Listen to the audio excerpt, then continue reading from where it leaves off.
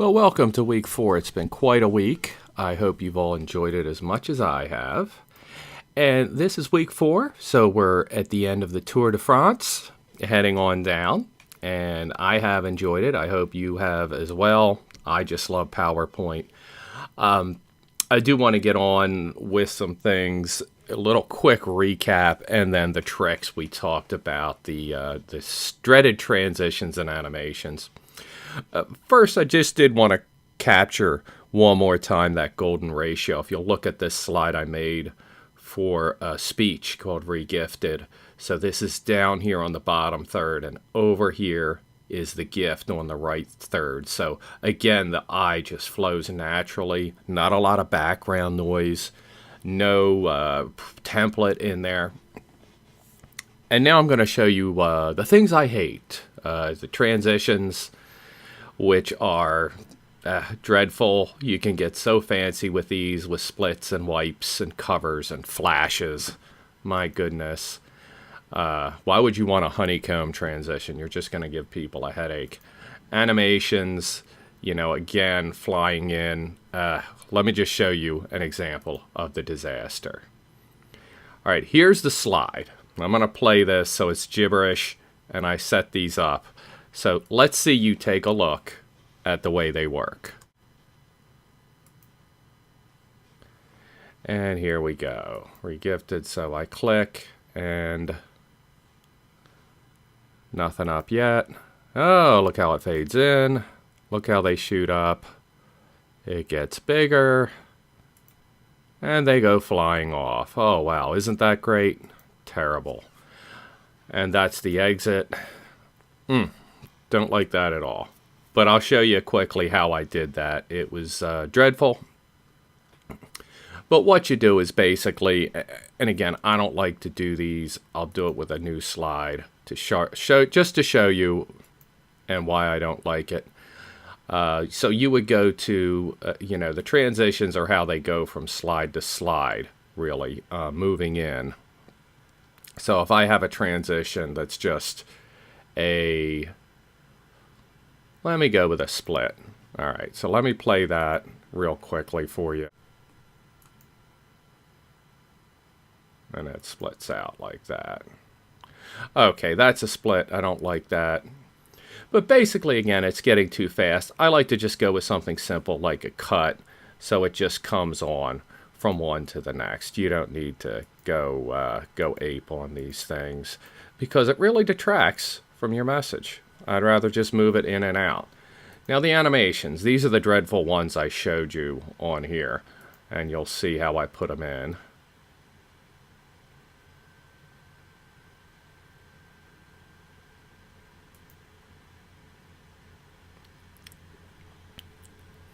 Okay, so here you have the whole disaster. Let me just click on it. 1, 2, 3, 4, 5. So we have, if I click on here, on say here, I can put as a transition, I can dissolve it in, have it fly in, have it peek in, split. These are all really annoying.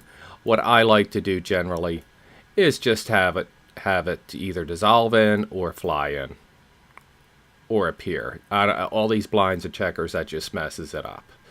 Emphasis effects, that's where you go. You can make it spin like I did down here. You saw me spin that stupid thing.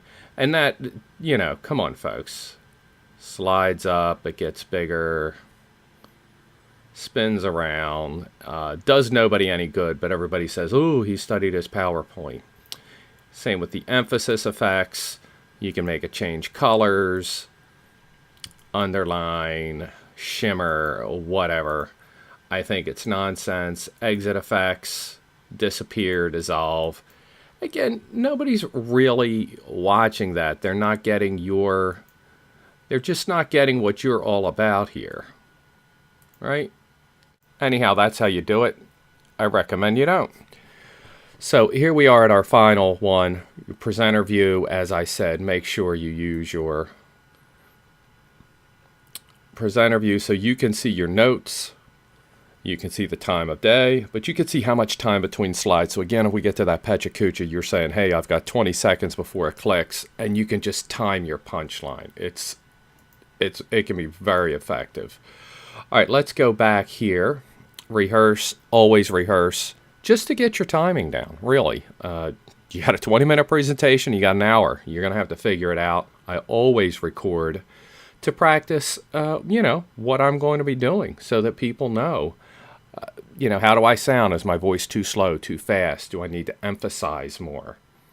And we have, of course, the hide slide, which, again, if you have a presentation and you need to cut it down from half an hour to 15 minutes, just hide some of the more, the less critical slides, so you don't have to worry so much about that. Last thing I did was the Pecha Kucha. I'll just hit this real quick. Pecha Kucha, I'll play this slide. Again, this is usually when you set it up, where you'll have the slides change at every 20 seconds. If I could get on this, you would change these every 20 seconds on the slides. That's, of course, you got to have that on the slideshow. Review, you can email it. Slideshow would be using your timings. Animation is where you would have that 20 seconds in here. What on earth did I do? Hey, where's my friend Undo? There you go. All right, so obviously I was on something that I shouldn't have been on. And you would just present them and they would go every 20 seconds when you put that in. So the Pecha Kucha is 20 slides, 20 seconds. It's a lot of fun. Chit chat.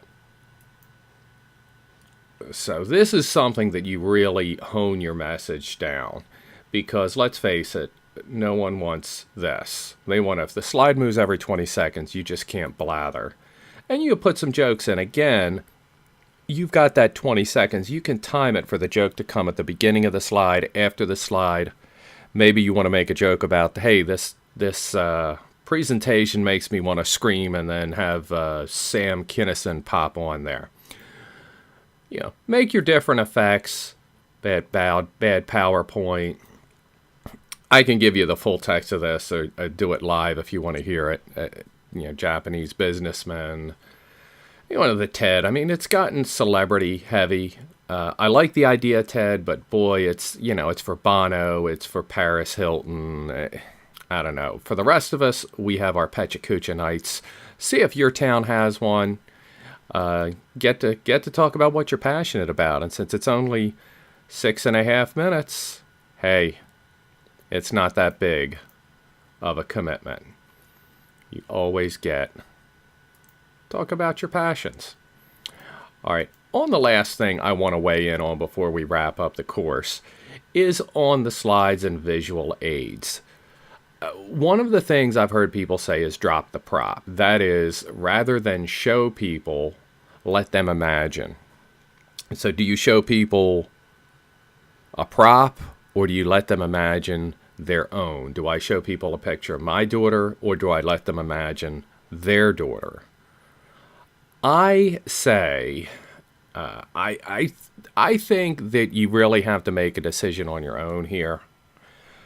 Here's a picture, and this could have come right out of my backyard in the winter, that fits in with this story I did. I think that, hey, you're here, you're using visual aids. Let them set up your story. Let them make it better. And you can always, at the end, clinch it however you want. I like to have fun. I use the slides for humor. But please, and I think this is the critical thing, whether you want to use a prop or not. I actually have this book with an inscription from my daughter that I use as a prop instead of just having it on the screen. Seems to be pretty effective. So I think that's an argument. There's two sides to it. I think it really depends on the particular prop. You do want your audience to imagine things, but sometimes you want them to go along for the ride and look at the pictures. Last little trick I wanted to show on this, and let's see. Suppose you have two pictures, and you've got this in front of that, and you want to change it. Let me just show you how to do that. Reorder objects, And now we're going to put this one in the front. Okay, now the lion's in the front. One last little trick. Of course, you all know about inserting text, inserting pictures, clip art, inserting shapes, which we did for our black slide. And of course, you know, you can insert those movies or sound audio or recorded audio. Again, be careful with those big movies. They will make it crash. Anyway, here we are at the end of our course. I hope you enjoyed it. If you have any questions, please give me a call. I hope you're feeling like a lion, or you have the eye of a tiger, and you enjoyed your trip through the Tour de France and become not just familiar with PowerPoint, but you're ready to have fun with it, because that's what it's all about. Your fun will be infectious. It has been a pleasure. Mark Maloney, Speak to Emotion.